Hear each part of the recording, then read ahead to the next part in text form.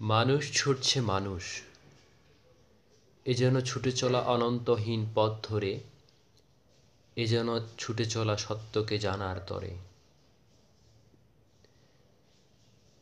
Research of freedom YouTube চ্যানেলের পক্ষ থেকে আপনাদেরকে জানাচ্ছি আন্তরিক শুভেচ্ছা এবং অভিনন্দন। শুধু দর্শক মণ্ডলী, আজকে আমরা আপনাদেরকে নিয়ে এসেছি কুসুম্বা মসজিদে। বাংলাদেশের নওগাঁ জেলার মান্দা উপজেলার কুসুম্বা গ্রামে এই প্রাচীন মসজিদটি অবস্থিত। কুসুম্বা দিঘির পশ্চিম পারে পাথরের তৈরি ধূসর বর্ণের মসজিদটি দৃশ্যমান। বাংলাদেশের ৫ টাকার নোটে এই মসজিদের ছবি দেওয়া আছে। মুসলিম স্থাপত্যের এক ঐতিহাসিক নিদর্শন এই প্রাচীন কুসুম্বা মসজিদ। মসজিদের প্রবেশদ্বারে বসানো ফলকে মসজিদের নির্মাণকাল রয়েছে ৯৬৬ হিজরি, যা সালে ১৫৫৮ থেকে ১৫৬৯ খ্রিস্টাব্দ। আফগানি শাসনামলের সুরবংশের শেষের দিকের শাসক গিয়াসউদ্দিন বাহাদুর শাহর আমলে সুলাইমান নামের একজন এই মসজিদটি নির্মাণ করেন। ১৮৯৭ সালের ভূমিকম্পে মসজিদের ৩টি গম্বুজ নষ্ট হয়েছিল, পরে সেগুলো প্রত্নতত্ত্ব অধিদপ্তর সংস্কার করেন। পরবর্তীতে ২০১৭ সালে মসজিদের চতুর্দিকে এবং পূর্ব পাশে অবস্থিত দিঘির পাড়ে ফুলের বাগান নির্মাণ এবং আলোকসজ্জার কাজ করা হয়।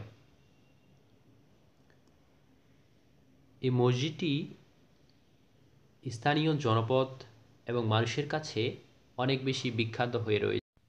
মসজিদটি আত্রাই নদীর পশ্চিম তীরে বাংলাদেশের নওগাঁ জেলার মান্দা উপজেলার থেকে ৪ কিলোমিটার উত্তর পশ্চিমে মান্দা নওগাঁ সড়কে পশ্চিম পাশে এই মসজিদটি অবস্থিত।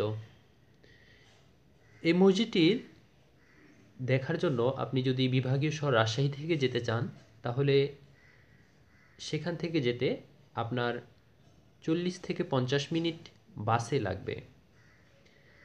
এই মসজিদটি স্থানীয় মানুষদের কাছে আরেকটি কারণে বিখ্যাত, সেটি হচ্ছে শুক্রবারের দিনে এই মসজিদে স্থানীয় জনপদের অনেক মানুষ এখানে আসেন, তাদের বিভিন্ন খাবারের আয়োজন করেন, যেটিকে বলা হচ্ছে শিরনি। এবং এই অঞ্চলের এক ধরনের মানুষের একটি বিশ্বাস রয়েছে যে এই মসজিদের এই পুকুরে যদি গোসল করে, যদি সেই ব্যক্তির অসুস্থ থাকে কিংবা কোনো শারীরিক সমস্যায় ভোগেন, তাহলে এই মসজিদে গোসল করার ফলে তার সেটি ভালো হয়ে যাবে। আপনারা এখানে দেখতে পাচ্ছেন একজন মহিলা একটি শিশুকে এখানে গোসল করাচ্ছেন। মসজিদটির বিবরণ: মসজিদটির দৈর্ঘ্য ৫৮ ফুট, প্রস্থে ৪২ ফুট, ২ সারিতে ৬টি করে গোলাকার গম্বুজ রয়েছে। মসজিদের গায়ে রয়েছে লতাপাতার নকশা।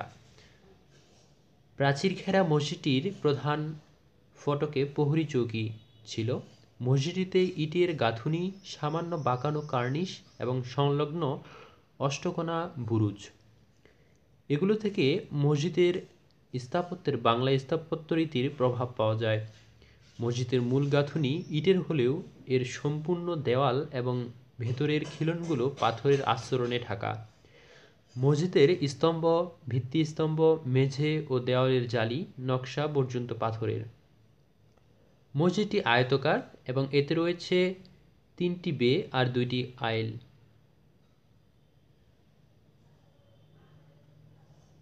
মসজিদের সম্মুখে প্রায় 25 একরের মতো এক বিশাল জলাশয় রয়েছে, যেটা আমরা দেখেছিলাম কিছুক্ষণ আগে।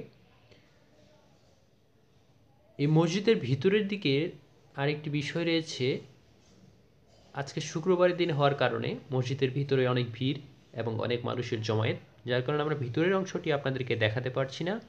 কিন্তু এই মসজিদের ভিতরের দিকে উত্তর পশ্চিম কোণের স্তম্ভের উপরে একটি উঁচু আসন আছে। ধারণা করা হয় এই আসনে বসেই তৎকালীন কাজী কিংবা বিচারকেরা এই এলাকার বিভিন্ন সমস্যার বিচার কার্য সম্পন্ন করতেন।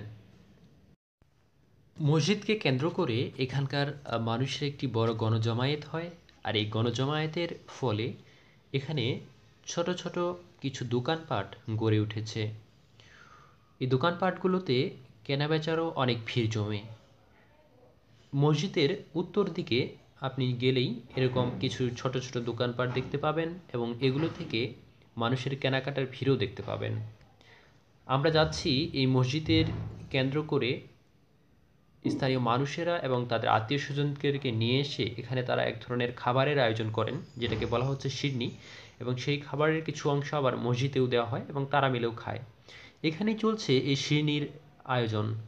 আমরা দেখার চেষ্টা করছি। এইখানে আমরা একজনের সাথে কথা বলে দেখলাম যে তারা বিভিন্ন এলাকা থেকে এসেছেন, এসে এখানে রান্না করছেন এবং পরবর্তী এই রান্না তারা খাবেন এবং অন্যদেরকেও খাওয়াবেন।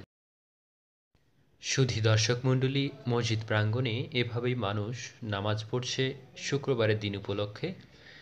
আজকের মতো আমরা এখানেই বিদায় নিচ্ছি। আবার অন্য কোনো সময়ে অন্য কোনো বিষয়ে কথা হবে, দেখা হবে। ধন্যবাদ।